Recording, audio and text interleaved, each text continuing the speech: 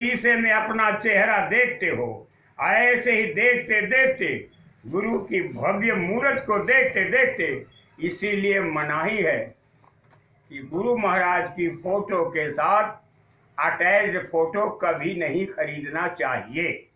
कलात्मक फोटो आप खरीदिए, प्रचार के लिए तमाम तरह का झंडा और ये बैनर और ये सब जो कुछ कीजिए कराइए, आप जानो, लेकिन साधना के लिए जब भी फोटो खरीदिए तो तन्हा अकेली फोटो हो, क्योंकि उसी में से दात की बरसात होती है। और जिस्मानी इबादत से खुदा का दीदार नहीं होगा, रूहानी इबादत जानते नहीं हो, शरीर की पूजा से मालिक नहीं मिलेगा। बाहर कोटि उपाय करी अभियंतर ग्रंथ न छूटे, माधव मोह पास के टूटे। अरे माधव, मोह का बंधन कैसे टूटेगा? बाहर से करोड़ों उपाय कर डालो, ये महात्मा महापुरुष कहते हैं, लेकिन वो बंधन टूटने वाला नहीं है। महापुरुषों ने तमाम उदाहरण दिया है, आप उन वचनों को उठा करके देखिए। ये कड़ाही में दूध रख दीजिए, घी रख दीजिए, जिसमें कि चंद्रमा की छवि दिखाई दे रही हो, और उस नीचे लकड़ी लगाइए, लकड़ी लगाते रहिए, घी जलेगा लेकिन चंद्रमा की छवि जलने वाली नहीं। घी डालते जाइए, छवि बरकरार रहेगी। घृत पूरन कराह अंतर्गत सच प्रतिबिंब लगावे, ईंधन अनल लगाए कलब सत औटत नाश न पावे। आप ईंधन को लगाओ, लकड़ी लगाते रहो, लगाते रहो, लगाते रहो, जलाते रहो, आपका घी जलता रहेगा, लेकिन चंद्रमा की जो छवि है वो जलने वाली नहीं है। ऐसे ऐ भाई बहनों, इस शरीर में बैठा हुआ है मन, बड़ा बैरीय मन घट में, इसी का जीतना कठिना, जिन्होंने मार मन डाला उन्हीं को सूरमा कहना। इसमें मन बैठा हुआ है, जब तक उसको आप जला नहीं दोगे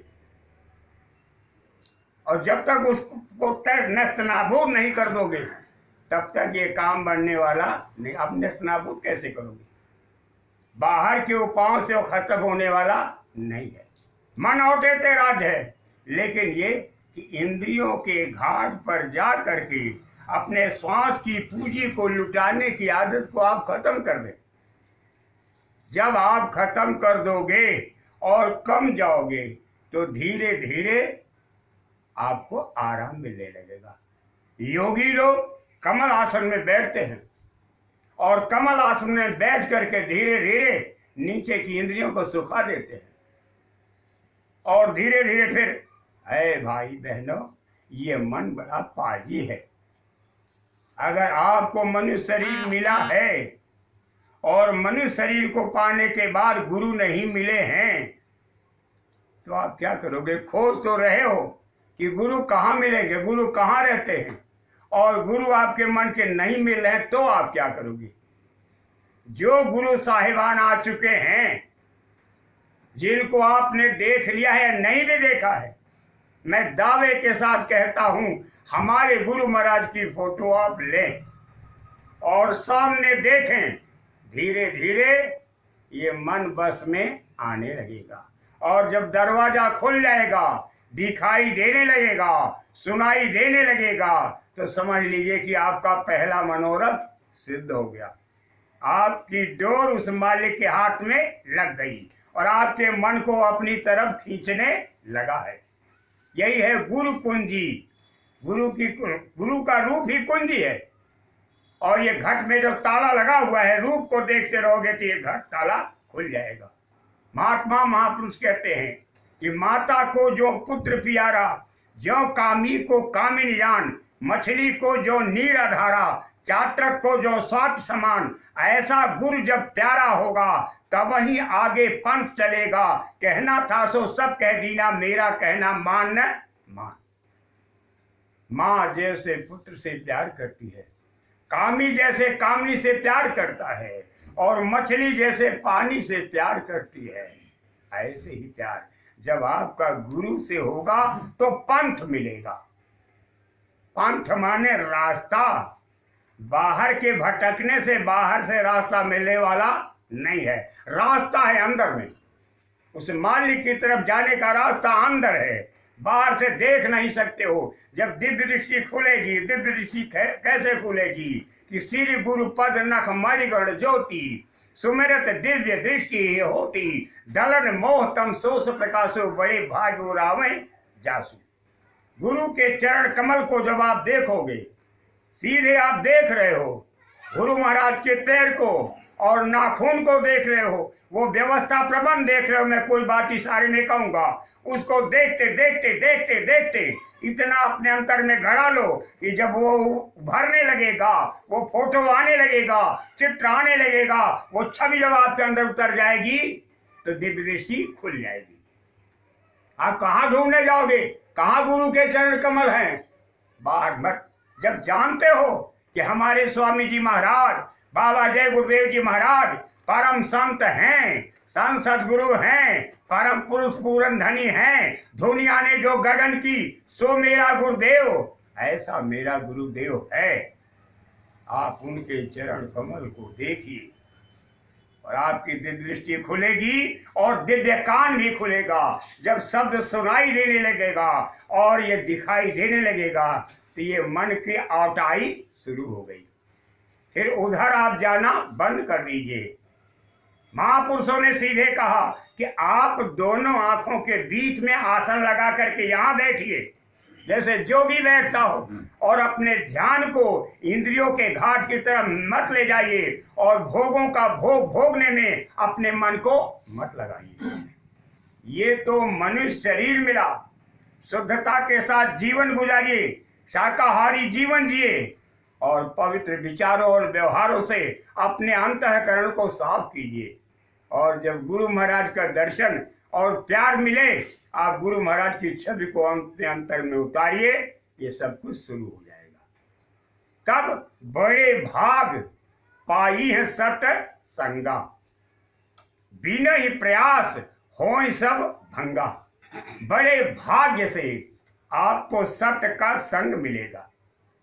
सत्य का संग, सत्य माने आत्मा और सत्य माने वो शब्द, आत्मा रूप का दर्शन और उस शब्द की संगत दोनों भाग्य से मिलेगी। ये दूसरे भाग्य की बात है। आप शरीर के रूप को देख रहे हो, लेकिन आत्मा का रूप क्या है, जो कभी विनाश को प्राप्त नहीं होता। जब गुरु की दया होती तो वो भी सामने आएगा। आप उस सत्य स्वरूप को भी देखोगे और वो जो शब्द उतर रहा है उसको भी आप सुनोगे। तो जब उस सत्य स्वरूप को देख करके उस मालिक की तरफ बढ़ोगे, शब्द की दिशा में बढ़ोगे, दोनों की संगत मस्ट है। जब तक उस रूप को नहीं देखोगे और जब तक शब्द को नहीं सुनोगे तो सत्संग नहीं हुआ। जब बाहर से ऐसी सुविधा, ऐसा प्रबंध आपको मिल जाए, तब अंतर में सत्संग धारे।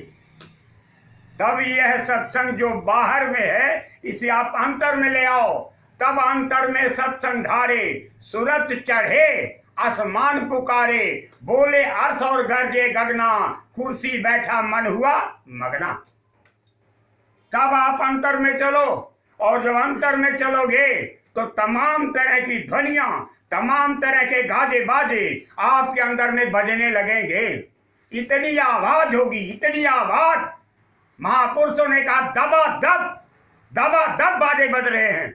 जब आप उन बाजों को सुनोगे और उस दिशा में आगे बढ़ोगे तो आपको चारों ओर से घेर लेंगे इतनी ध्वनियां और इतने शब्द, इतनी आवाजें। तब आप उनमें परखो, इन सारी ध्वनियों से कैसे काम बनेगा। काम बनेगा। गुरु महाराज ने तो ला दिया। तो कहते हैं कि जा शब्दई साहिब मिले सो शब्दई गही ले। जिस शब्द से सच्चा साहिब मिलेगा उसी शब्द को पकड़ लो। वो शब्द स्वामी जी महाराज ने बताया है। आप उन्हीं शब्दों को धीरे धीरे पकड़िए। यह है अंदर में सत्संग को पकड़ना। और जब अंदर में पकड़ने लगोगे, धीरे धीरे गुरु महाराज की छवि आपके सामने आने लगेगी, तो ये समझ लिए तमाम तरह के रहस्यों का निरूपण होगा। इसके पहले आपके सारे प्रयास जो है व्यर्थ है। और ऐसे पुनीत सत्संग को पाने के लिए तमाम तरह के प्रेमी जगत के जीवों के बीच देखने को मिलते हैं।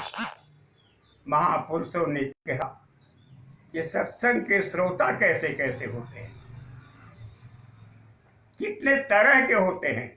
एक इशारे में एक नन्हा सा वचन है कि प्रवरा चातक हंस सुख मीन मच्छिका बैल श्रोता द्वादश भांति के मधु वृक तम चुर सैल। कहा पहले श्रोता तो होते हैं प्रवरा अजगर की तरह। अजगर की सिफत क्या होती है कि अजगर करे न चाकरी और पंछी करे न काम, दास मलूका कही गए सबके दाता राम। अजगर किसी के यहाँ नौकरी करने नहीं जाता, मालिक को देना हो तो दे भोजन, नहीं तो कोई बात नहीं। और पंछी किसी के यहाँ काम नहीं करता है।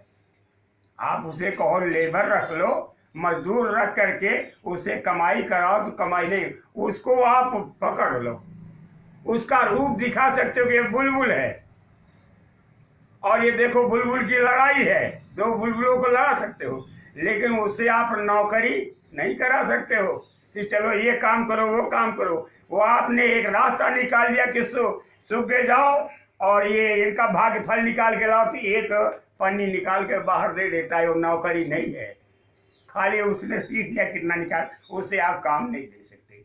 तो अजगर सरीखे श्रोता होते हैं कि इंद्रियों के भूख की तरफ उनकी नजर ही नहीं जाती। मालिक को देना है तो देगा और नहीं देना है तो नहीं देगा। तो ये अजगर किस्म के श्रोता होते हैं, अजगर की।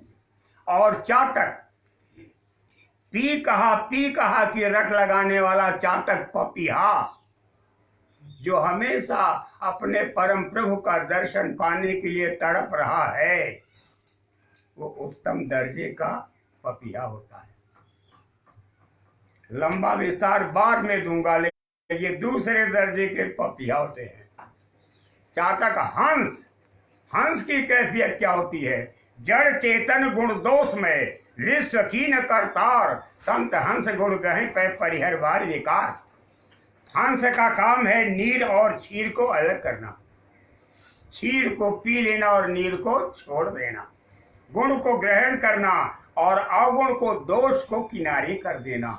ये हंस करते हैं। इसके अलावा हंस किस्म के होता सुख, सुख की कैफियत क्या होती है? आप उनको मालिक का नाम पढ़ाते रहो, रटाते रहो, धीरे धीरे वो बोलने लगते हैं।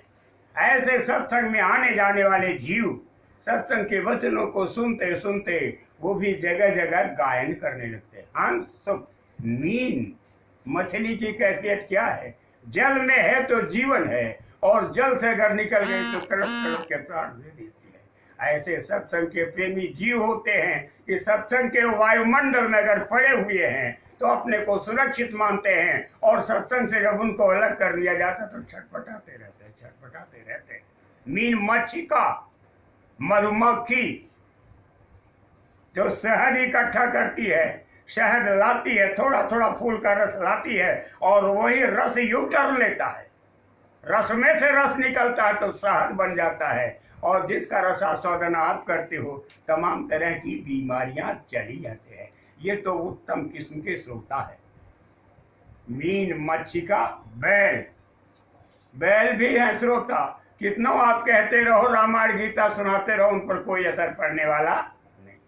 मीन, मच्छिका, बैल श्रोता द्वादश भांत की, द्वादश भांत के मधु वृक तम चूर सैल। मधुमक्खियां नन्ही नन्ही होती हैं, उनका शहद कोई पसंद नहीं करता। वृक माने गधा, गधे के आगे शास्त्र आप सुनाते रहो, कोई असर पड़ने वाला नहीं है।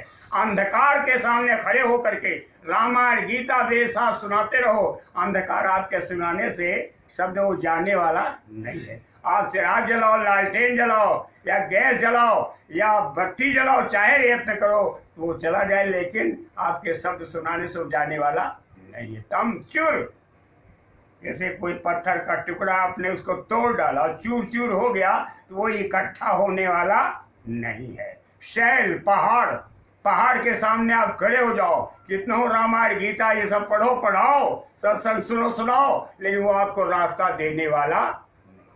भाई बहनों, आप इस जिस संसार में विचरण कर रहे हो, जब आप गंभीर होकर के अध्ययन करने लगोगे और इन पर विचार करने लगोगे, वाणियों को पढ़ने लगोगे, वाणियों को अमल में उतारने लगोगे, तो धीरे धीरे ज्ञान का प्रादुर्भाव होता है। और वही गुरु, जिन गुरु को आपने बाहर देखा है, वो गुरु अंतर में प्रकट हो जाते हैं और आपके लिए ज्ञान के प्रदाता बन जाते हैं। प्रेमी भाई बहनों, हमारे स्वामी जी महाराज, बाबा जय गुरुदेव जी महाराज स्वयं महाप्रभु जीवंत स्वरूप हैं और आगे भी तब तक रहेंगे जब तक कि हम सब हैं।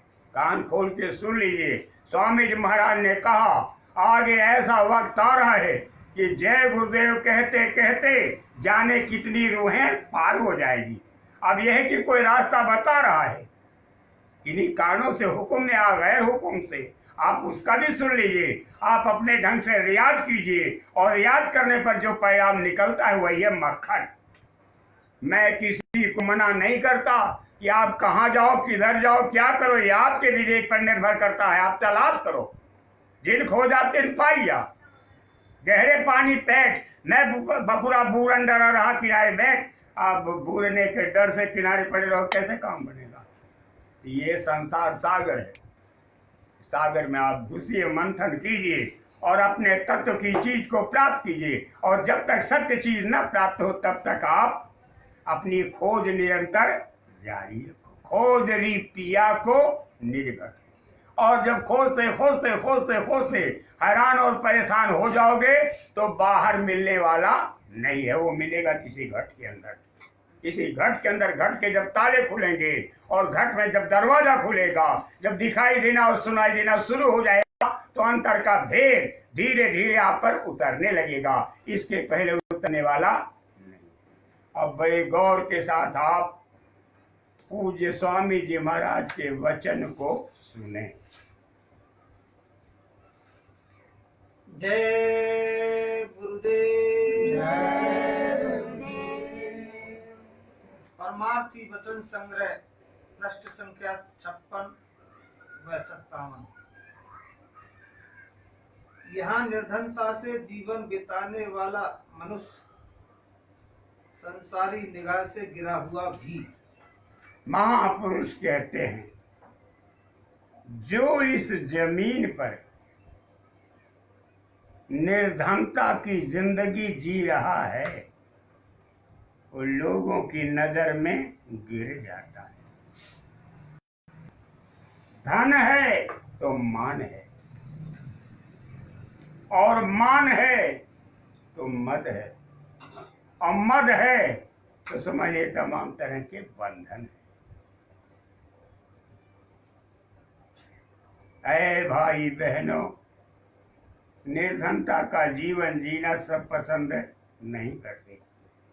आप सोचिए, गोस्वामी साहब हाथरस वाले, एक किस्सा है। जब पूर्ण संत गति को प्राप्त किए, संजोग से उनकी गुदड़ी फटी हुई थी और नदी के किनारे बैठ कर उसे गुदड़ी को सिल रहे हैं। उनके भाई को जाकर के लोगों ने बता दिया, पहले की बात है, तो तुम फला जगह जंगल में रहते हैं, जाके जरा पता कीजिए। आते हैं, कहा महाराज जी आप देखते ही नजर उठाई। कहा कैसे आना हुआ। कहा महाराज जी आप हमारे बड़े भ्राता से ही हैं, शहर नगर के लोग आपको याद कर रहे हैं, आप यहाँ से चलिए, लोग आपका दर्शन करना चाहते हैं, आपसे व्यवस्था पाना चाहते हैं। कहते हैं देखो तुम्हारे अंदर प्रेम था मेरे प्रति, अब तुमको यहाँ तक खींच कर लाया है, लेकिन मेरे अंदर ऐसे किसी काम का प्रेम नहीं है जिससे मैं कि मैं बदलूं। अब मैं पीछे मुड़ने वाला नहीं। कहा महाराज जी यहाँ आप सिल रहे हैं, सिलने में आप समय लगा रहे हैं, और वहाँ चले मैं आपके लिए कपड़ा तैयार करा दूंगा, आपको न सिलना होगा न कोई परेशानी उठानी, आपको भजन कीजिए। कहा ठीक कह रहे हो। ये सुई ऐसे उठाया, फेंक दिया पानी के अंदर। कहा जाओ मेरी सुई निकाल लाओ। कहा महाराज जी आप एक सुई के लिए परेशान हैं, कितनी सुइयों की जरूरत पड़ेगी वो आपको दिया जाएगा। आप अगर सीना ही चाहेंगे आप सीते रहिए दिन भर, कौन आपको रोकता है। कहा मेरी वो सुई, हाँ वो सुई तो नहीं लाई जा सकती महाराज जी। कहा देखो मछलियों मेरी सुई दे जाओ। तो मछलियाँ उस सुई को मुंह में लगाए ऐसे किनारे आती, ले जाओ सुई ला। सुई निकला कर देखो, ये नेचर है, ये प्रकृति है, हमें मछलियाँ मदद दे रही है, मनुष्य की तरह उनका शरीर नहीं। इन पर मेरी हुकूमत कायम हो चली है और तुम मनुष्यों पर हुकूमत कर रहे हो। वो तुम्हारे लिए आसान है, लेकिन कुदरत पर, इस नेचर पर हुकूमत करने की हैसियत को पाना बहुत बड़ी बात है, बहुत बड़ी बात है। प्रेमी भाई बहनों, वो धन से धनी नहीं रहे, लेकिन कितनी बड़ी मिल्कियत, कितनी बड़ी बादशाहत और कितनी बड़ी हुकूमत उनको मिल गई। जरा ये सोचिए। कहा मैं पीछे मुड़ के जाने वाला नहीं, तुम्हारे प्रेम का सामान मिला, तुमने मुझको देख लिया, अब जाओ चले जाओ, मैं पीछे लौटने वाला नहीं। वो चुपचाप चले गए, अपना पांव छू करके, उनका कोई बस नहीं चला। तो कोई निर्धन है, गरीब है, मुफलिसी और कंगस्ती का जीवन गुजार रहा है, इसका मतलब आप ये न समझिए कि वो मालिक की नजर से भी दूर होता चला जा रहा है। मुफलिसी और गरीबी में ही प्यार की बुनियाद पड़ती है इबादत की बुनियाद गरीबी में, होता है किफायत से दिलसाद गरीबी में। इबादत की बुनियाद गरीबी में पड़ती है। कोई अमीर कहिए जो इंद्रियों के सुख स्वाद का धनी है, जो भोग विलास में डूबा है, जो गाड़ी घोड़ा और महल अटारी में फंसा हुआ है, जिसका मन इसमें रम रहा है, तो प्रभु को कब याद करेगा। वो तो इन उन मजों में मस्त है। लेकिन जिसके पास गरीबी है, मुफलिसी है, तंगस्ती है, तो ऊपर नजर करता है कि मालिक आप कहाँ हो, कहाँ रहते हो, कब हम पर अपनी नजर डालोगे, मेहर की नजर करो मेरी ओर। तब उसकी नजर उस पर मूर्ति है। प्रेमी भाई बहनों, कबीर साहब ने कहा सुख के माथे सिर पड़े कि नाम मुखंते जाए, बलिहारी वा घट की कि जाघट परगट होए। हे मेरे मालिक, जिस सुख को दुनिया सुख मानती है, ऐसा सुख हमें नहीं चाहिए। मुझे गरीबी आप दो, मुफलिसी का जीवन दो, तंगस्ती दो, बदहाली दो, लोग हमसे नफरत करने लगे, दूर हो जाए वो ठीक है, लेकिन मुझे अमीरी नहीं चाहिए।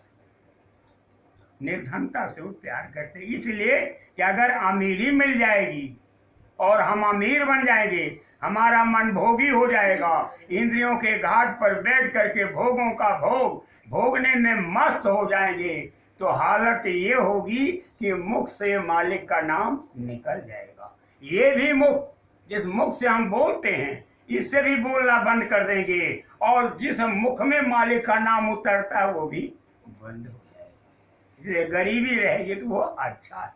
प्रेमी भाई बहनों, स्वामी जी महाराज कह रहे हैं कि निर्धनता जो है दुख का रूप है। जिसके पास निर्धनता होती है, उसके दुखी जीवन को देख करके कोई उधर देखना नहीं चाहता, और संसार के तमाम तरह के झगड़ों से, तमाम तरह के फसादों से वो दूर हो जाता है, लोगों की नजर से उतर जाता है। इसलिए भोगों में, वासनाओं में, लोगों के बीच उलझने से अच्छा है गरीबी को अपने बदन से चिपका के रखो। और धन की कांक्षा करने वाले लोगों, रुपए पैसे में अपने मन को गलाने वाले लोगों, वो मालिक मिलने वाला नहीं है। महात्माओं महापुरुषों की वाणियों को उठा करके आप देखिए, गांठी दाम न बांधई और नहीं नारी से ने, कहें कबीर व दास की हम चरण की खे। जो गांठ में कभी दाम न बांधे, अपने पास पैसा रखेंगे, पैसा रखें भी तो किस तरह रखें? जैसे आप नौकरी कर रहे हो, बाहर रह रहे हो, आपकी तिजोरी है या कहीं है, उसमें आप लाके आपने रख दिया कि ये हमारे गुरु महाराज का पैसा है। कहते हिस्सा अलग कर दिया, गुरु महाराज का भी अलग कर दिया, कहा ये हमारा, इतने काम चलाना है। तो मालिक से पूछ करके अपना स्वयं वो हिसाब रखते हैं कि मालिक इतना पैसा लेके जा रहा हूँ, हमसे कोई गलती ना हो। और फिर आप जाते हैं, खर्च करते हो, खर्च करके लाते हैं और फिर उसको लिख करके और फिर वो पैसा जो बचा रहता है उसमें रख देते हैं। उसका कोई अहंकार उन पर व्यापता नहीं।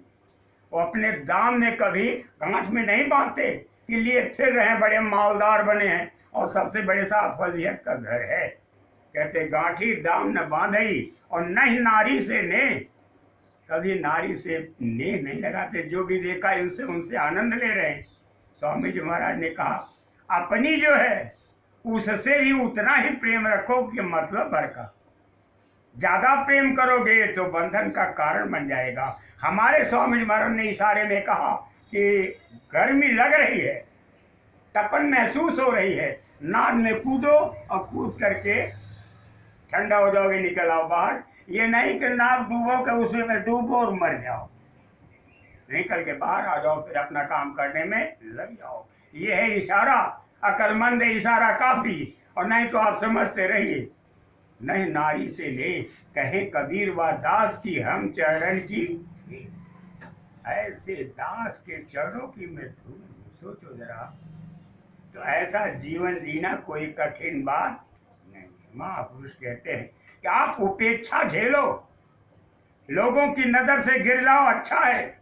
घर में गरीबी का जीवन जियो, ये नहीं कि मैं मालकिन बन के रहूं, सारा पैसा मैं ही अपने पास रखूं। क्या जरूरत है पैसे की? अगर सुख चाहती हो, शांति चाहती हो, आराम चाहती हो तो उससे किनारे रहो।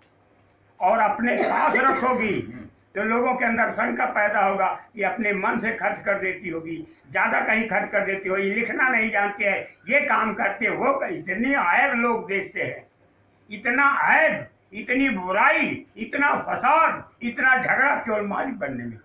तो मालिक आप बनने की कांक्षा क्यों करते हो? अगर मालिक बनना है जगत का तो बनो, फिर वो मालिक मिलने वाला नहीं है। अगर उस मालिक को पाना चाहते हो तो इस मालिकाना हक से अपने को अलग कर दो। दीन गरीबी के बाने में आप रहो, छोटा बढ़ करके रहो, विनम्र मन करके रहो। और जो आपके परिजन हैं, जो आपके स्वजन हैं, उनसे मिलजुल करके छोटा उनके बीच बन करके रहो, तब तो वो मालिक मिलेगा, वरना मालिक मिलने वाला नहीं। बोलिए। सत्य धर्म के मार्ग से नहीं गिरता। महात्मा महापुरुष कहते हैं जो निर्धनता के बाने में रहता है, जो गरीबी, दीनता और अपमान को मालिक का प्यार मानता है, वो सत्य और धर्म से गिरता नहीं। सत्य क्या है? धर्म न दूसर सत्य समाना। धर्म में सत्य के समान और कोई धर्म नहीं है। अब सत्य क्या है और सत्य क्या है समझने की जरूरत है। जैसे आंख से हम किस भाव में किसको देख रहे हैं, कहा ये मेरी बच्ची है, ये सत्य है। और बच्ची के भाव में देखा है, किनारे जा रहे हैं। और कहीं अगर मन गंदा हुआ तो बुरा कर दिया, कान गंदा हुआ तो बुरा, अच्छा है तो ठीक है, अच्छे वचन सुन रहे हो, अच्छी बात, मुंह से अच्छा शब्द बोलो, बुरा। ये है सत्य और ये है असत्य। ये अच्छा कर रहे हो, लोग इसको सम्मान देंगे, बुरा कर रहे हो, ये सत्य है, ये असत्य है। और एक धर्म न दूसर सत्य समाना। वो सत्य जो है, उस सत्य शब्द को आप पकड़ लो, वो आवाज जो अंतर में उतर रही है, उस आवाज को पकड़ लो आप, वो है उससे बड़ा सत्य और कुछ नहीं है। जब शब्द को आप पकड़ लोगे, शब्द आपके अंतर में उतरने लगेगा, तो वही शब्द धीरे धीरे समझाते हुए आपको सत्य दिशा में ले जाएगा। धर्म किसको कहते हैं? एक तो बाहर का धर्म है कि ये करो ये मत करो। सांप्रदायिक विचारों को धर्म में नहीं लाया जाता। सांप्रदायिक यानी आप जिस जात को मजहब के हो उससे जुड़े हुए विचारों को आप इसमें मत थोपिए। ये धर्म क्या है? एक हकीकत जलवागर, एक ही हकीकत सब में जलवागर है, सब में प्रकट है। वो क्या है कि भूखे को भोजन खिलाओ, प्यासे को पानी पिलाओ, जो रास्ता भटक गया उसको रास्ता बताओ, और जिन कामों से, पवित्र विचारों और व्यवहारों से लोगों को सुख मिले वो करके आप किनारे हो जाओ, किनारे हो जाओ। ये आपके लिए निहायत जरूरी है। और अगर आप उसी में फंस जाओगे तो माया है, माया है। आप इस मायावी फंदे से दूर रहो। वो है धर्म। धर्म और एक दूसरे को क्षति पहुंचाना, एक दूसरे के साथ बुरा व्यवहार करना, वो है अधर्म। इसीलिए कहा कि धर्म यो वाधते ना, वो धर्म नहीं है। धर्म यो बाधते न धर्म न सा धर्म कुधर्म कर, वो धर्म नहीं है, वो कुधर्म है। अविरोधात् यो धर्म सा धर्म सत्य विक्रम है। जिस धर्म का कहीं कोई विरोध न हो उसको कहते हैं धर्म। जैसे भूखे को खाना खिलाना, आप किसी देश के रहने वाले हो, आपके दरवाजे पर कोई भूखा आया, 2 रोटी खिला दो, एक समान, इसका कहीं कोई विरोध नहीं है। और धर्म का ज्ञान से हो जाता है कि क्या हकीकत है और क्या सच्चाई है, किसमें हमारी भलाई है, किसमें हमारा हित छुपा हुआ है, कैसे हमारा कल्याण होगा। ये सारी चीजें आप पर जाहिर हो जाती हैं, प्रकट हो जाती हैं। बोलिए। वही सच्चा इज्जतदार है, वही सच्चा इज्जतदार है। जो इंद्रियों के भोगों का गुलाम है, जो इंद्रियों के घाट पर बैठ करके दिन रात पूजा कर रहा है कि हमको ये सुख चाहिए, वो सुख चाहिए, और जो धनी है उस धन में डूबा हुआ है, जैसे गेहूं के लाख में घुन, वो इज्जतदार नहीं है। इज्जतदार वो है जो सत्य का निरूपण करे, जो सत्य की व्याख्या करे और सत्य की दिशा में आगे बढ़े और कोई बुरा कर्म न करे, कोई उस पर उंगली न उठा सके कि ये जो है बुरे है। गरीब कहे सो ठीक है, कहे मालदार नहीं है, वो सच्चा इज्जतदार मालिक की नजर में। अभी आप सोचो कि आप दुनिया की नजर में इज्जतदार बनना चाहते हो या उस मालिक की नजर में इज्जतदार बनना चाहते हो, या आपके विवेक पर निर्भर करता है। आप जाने, आपका काम जाने। सच्ची बात कह दी गई, अब आगे पीछे आप सोचते रहिए और अपने हित के काम में लगे रहिए। हमारे गुरु महाराज आपकी परवरिश हर समय करेंगे, हर समय। भूल चूक बख्शे व छिन छिन, संग रहे इसके वह निस दिन, खेल खिलावें बाल समाना, देखे मात हर्ष उरान। जैसे माँ बच्चे को खेल खिलाती है, ऐसे सदगुरु अपने जीवों को बराबर ऐसे खिलाते रहते हैं।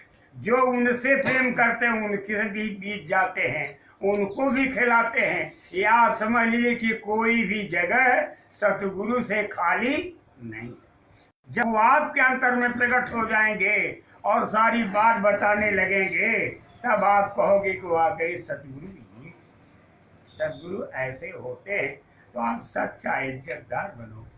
ये वाणी है, ये शब्द है, इन शब्दों को विचार पूर्वक पढ़िए और गुनिए ढूंढिए। जब उसी में आप घुसेंगे और रास्ता निकालेंगे, खोजेंगे, शब्द में शब्द और उस शब्द में शब्द, उसका अर्थ क्या होगा, तो धीरे धीरे सत्य दिशा में आप चल पड़ेंगे। ऐसे जब आप अंतर में चलेंगे, शब्द को पकड़ेंगे, का इस शब्द से काम नहीं होगा, अब आगे शब्द पकड़ना है, इस शब्द से काम होगा, इसको ऐसे पकड़े तब आपका काम। और अंत में चलते चलाते वो शब्द धीरे से आपको मिल जाएगा और पकड़ो, सीधे से दंडनाते हुए निकल जाओ। आप सच्चे इज्जतदार हो, वरना बहुत बड़े इज्जतदार मालदार जमीन पर बने हुए हो और नरकों में पिटाई हो रही है, तो 100 बरस की जिंदगी किस काम की। पानी कीड़ा बुदबुदा अस मानुष की जात, ये मनुष्य की जात है। बुल्ले के समान जरा देर में बना फूट गया, तवे पर पानी छन्न से गिरा जल गया, ऐसे मनुष्य ही है।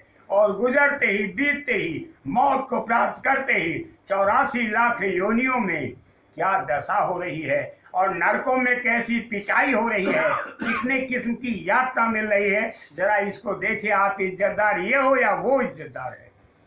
इन विषयों पर गंभीरता के साथ नजर रखने की जरूरत है। आगे मान बढ़ाई के लालच में धर्म को छोड़ न दो। मान बढ़ाई के लालच में, मान मने सम्मान के खातिर, सम्मान के खातिर तमाम तरह की आकांक्षा पाल करके एक दूसरे को आप सुंदर सुंदर मीठी मीठी और लुभावनी बातें बताओगे, सुनाओगे और उनसे प्यार करोगे और उनके पीछे पीछे कुत्ते की तरह दुम हिलाओगे। पता नहीं मिले ना मिले, वो बात की बात है, आपके प्रारब्ध में है या नहीं है, या उसकी मौज क्या है, क्या होगा, इसको भी कोई नहीं जानता। लेकिन आपकी जिंदगी जो है बेगैरत है। जब लिख दिया कि जन्म मरण सुख दुख और भोगा, खान लाभ प्रिय मिलन वियोगा, काल करम बस होय गोसाई, बरबस रात दिवस की नाई।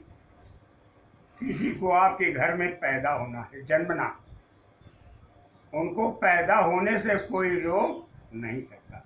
महाराजा परीक्षित को देखिए, पैदा होने के पहले ही कितना प्रयास किया लोगों ने उनको मारने का, लेकिन भगवान कृष्ण की योग माया से वो बाहर निकले। आप उठा करके देखिए, तमाम महान आत्माएं जिन बच्चों को जमीन पर आने से पहले देवियों को और उनके स्वजनों को परेशान होना पड़े, वो बहुत ही भाग्यशाली कहलाते हैं, बहुत भाग्यशाली कहलाते हैं। भाई बहनों, बड़ी गंभीरता के साथ आप समझिए, ये संसार है।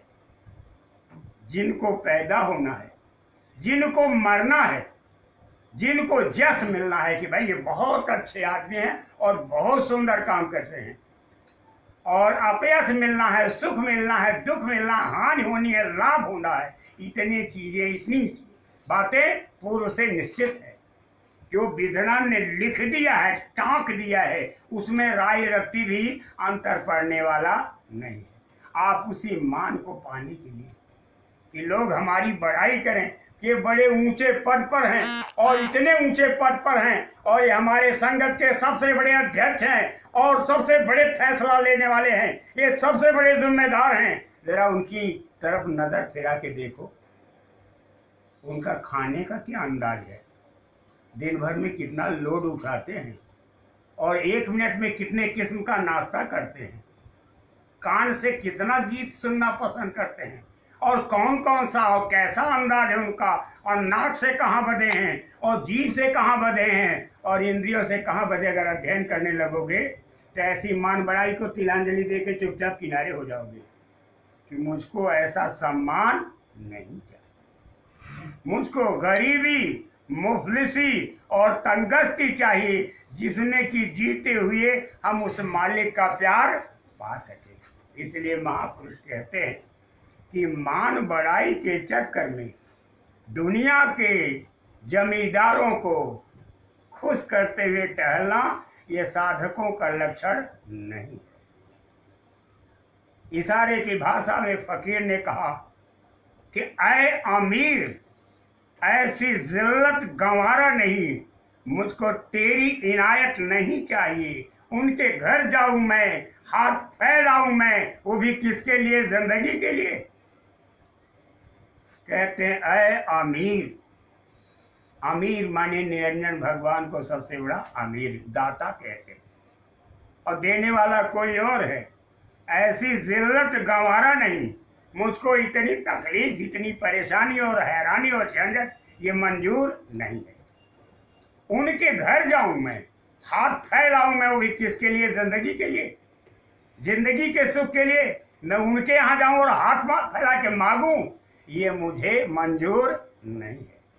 हमारे गोस्वामी जी महाराज ने लिखा है कि गोस्वामी करतर कर न करी, और जब करी तो कर पर कर को करी, और जा दिन कर करी ता दिन मरण करी। लेकिन परमार्थ के कारण महिमागत नावे लात।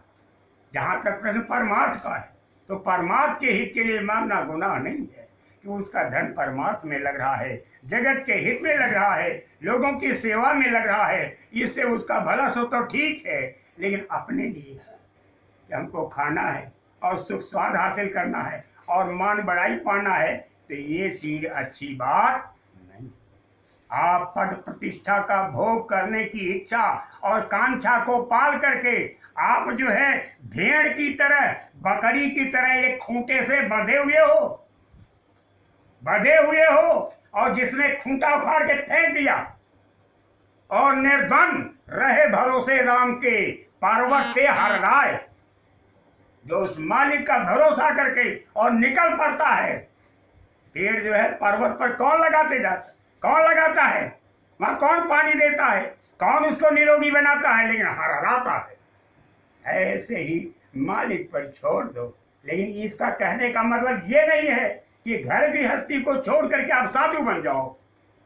स्वामी जी महाराज ने सख्ती के साथ मना किया कि अगर आपने घर परिवार को छोड़ा और आप साधु बने, वो मालिक मिलने वाला नहीं है। और घर परिवार को छोड़ करके आपने बिना उस मालिक के हुक्म के दाढ़ी और बाल रखा, तो ये मन आपके बस में आने वाला नहीं है। इतना रुलाएगा, इतना तड़पाएगा, इतना हैरान और परेशान करेगा कि आपको अपनी जमीर, आपको अपनी बुनियाद हिल जाएगी, दरक जाएगी। भाई बहनों, मेरी प्रार्थना है कि जो चीज लिख दिया है पूर्व से, विधना ने जो लिख दिया, छठी रात के अंक, राई घटे न तिल बढ़े रे मन रहो निशंक होकर के रहो। न राई बराबर घटने वाला, न तिल बराबर बढ़ने वाला। तो आप उस मालिक की तरफ देखो जिसकी दया होने पर क्या नतीजा होगा कि मेरा साईं सिर खड़ा, पलक पलक सुध ले, और जब गुरु कृपा करे तब राम कछु दे। जिन गुरु ने नाम दान दिया है, जिन गुरु की भव्य मूर्त का आप दर्शन कर रहे हो, जब आप याद करने लगोगे तो उसी दिन से आपके सिरहाने खड़े हैं। मेरा साहिब सिर खड़ा, पलक पलक सुध ले, एक एक पलक आपकी उठ रही है, बैठ रही, उठ रही, बैठ, और देखते रहते हैं इसके अंदर क्या इच्छा है। और जब जैसा मुनासिब समझते हैं तो धीरे से इशारा हुआ तब राम कछ दे। कभी राम कुछ देने वाले, इसके पहले वो देने वाले नहीं है। जब सबसे बड़ा दाता, जग में गुरु समान नहीं दाता, गुरु के समान कोई दाता नहीं है, और वो अकेले आपके सामने खड़ा है, आप भी अकेले, वो भी अकेले, और खड़ा है, इंतजार कर रहा है।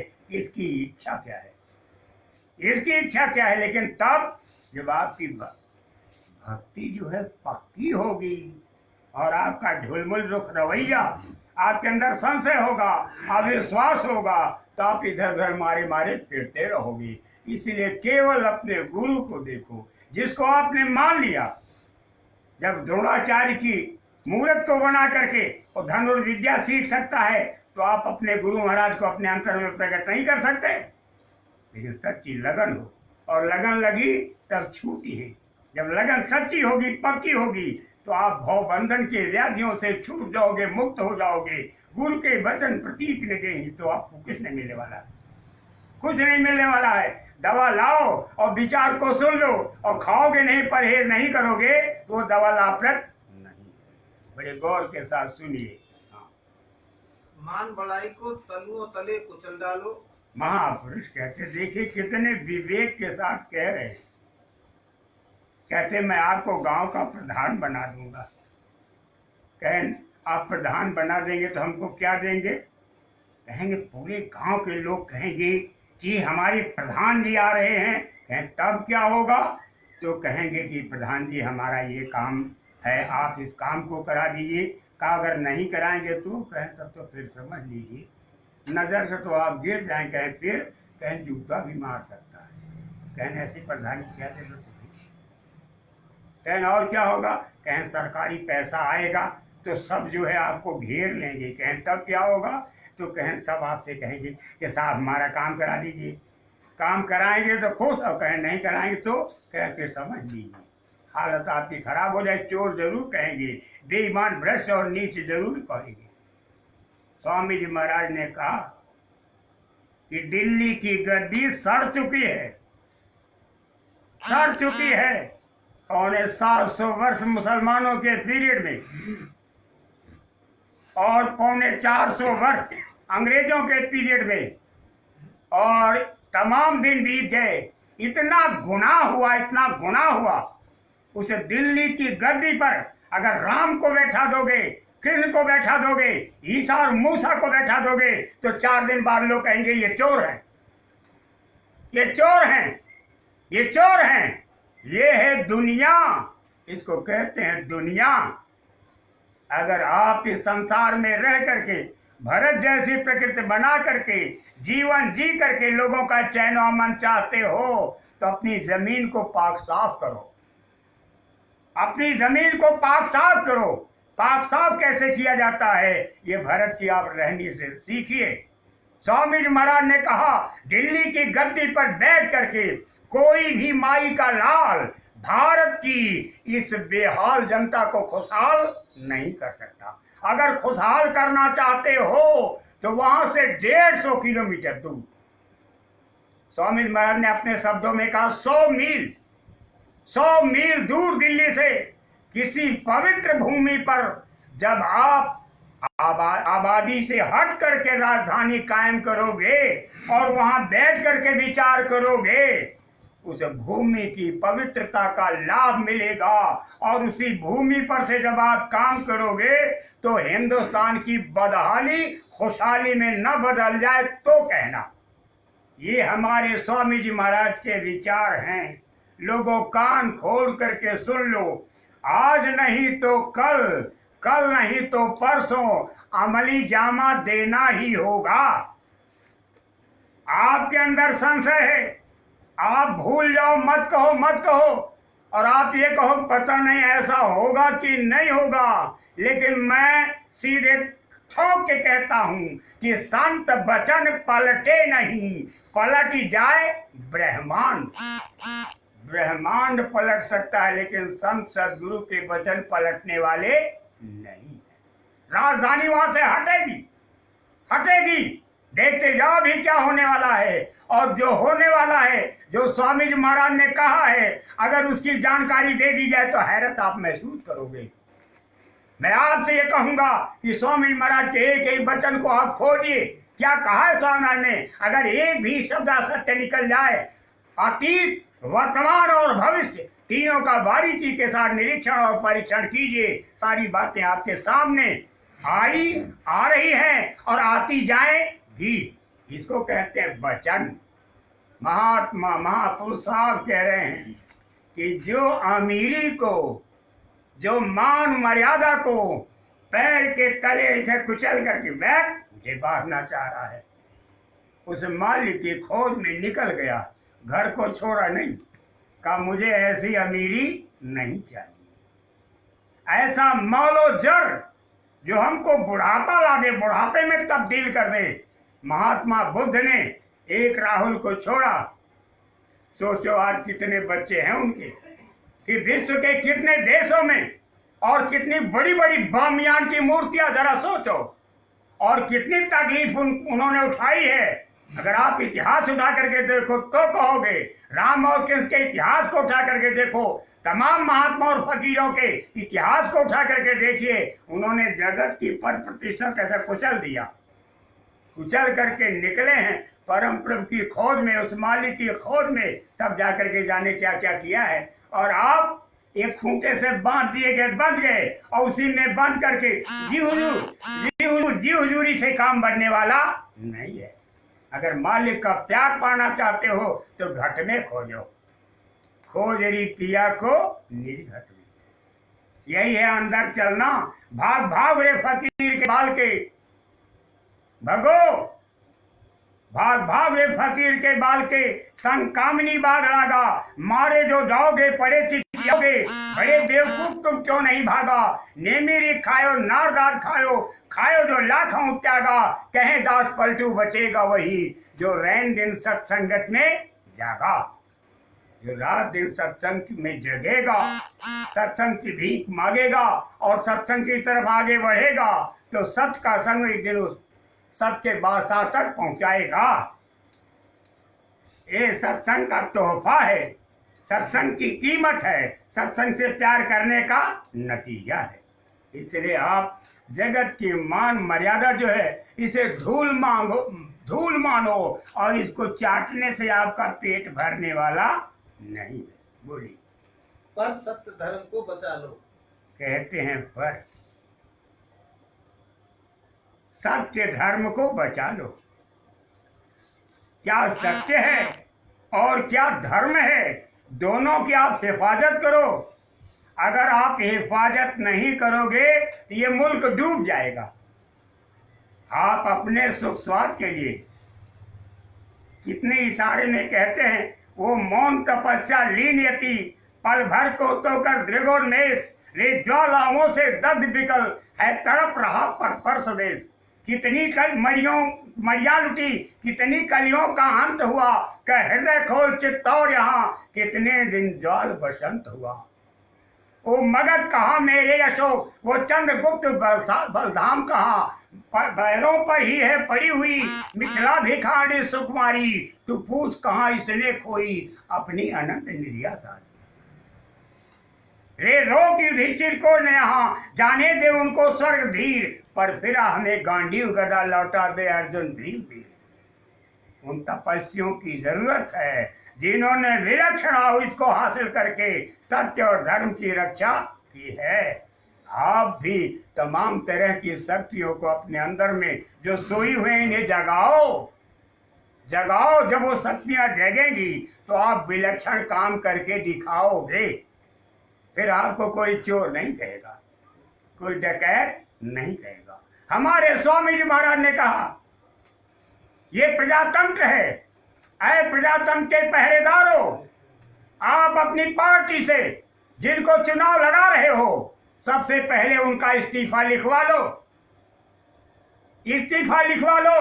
पार्टी का टिकट देने के पहले ये लिख करके दे दो, मैं पद और प्रतिष्ठा प्राप्त करने के बाद अगर कोई गुनाह करता हूं तो ये मंजूर कर लिया जाए, मैं उसी दिन छोड़ के चल दूंगा।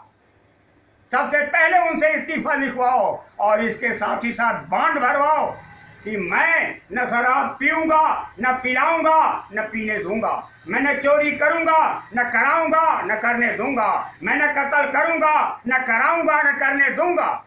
ये तीन ही तो बात है, ना आप करो, न कराओ और न करने दो।